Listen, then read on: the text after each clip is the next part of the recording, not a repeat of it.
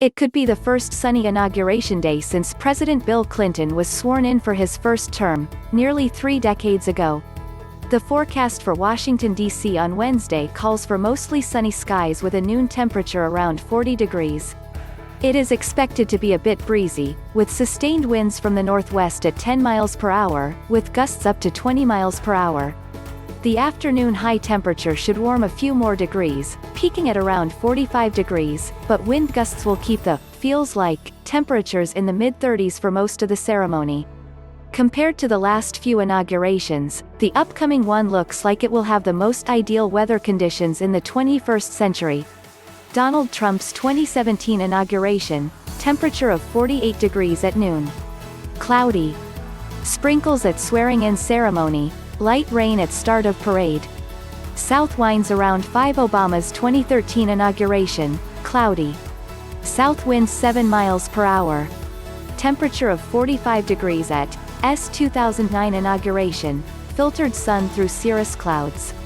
Breezy winds gusting around 20 to 25 miles per hour.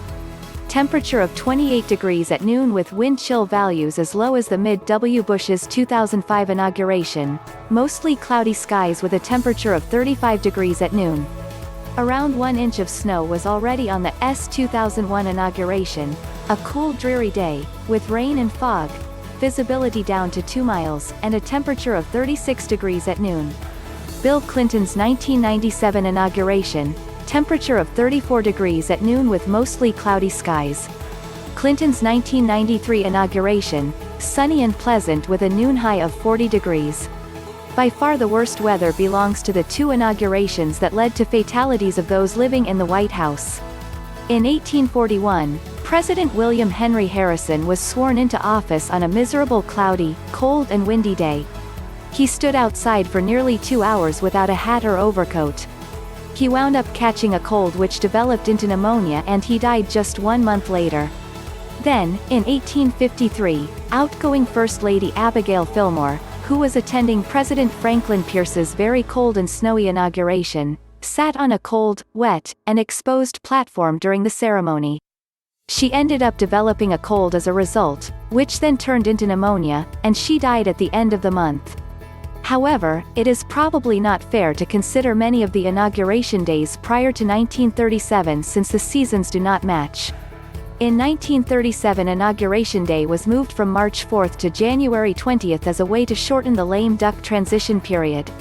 For example, Woodrow Wilson in 1913 first term, and Ronald Reagan in 1981 first term, both had Inauguration Day weather consisting of cloudy skies and temperatures of 55 degrees.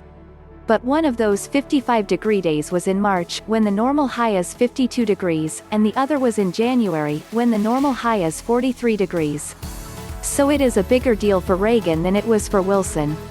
The snowiest month of the year for DC is actually February, right in the middle of both inauguration dates.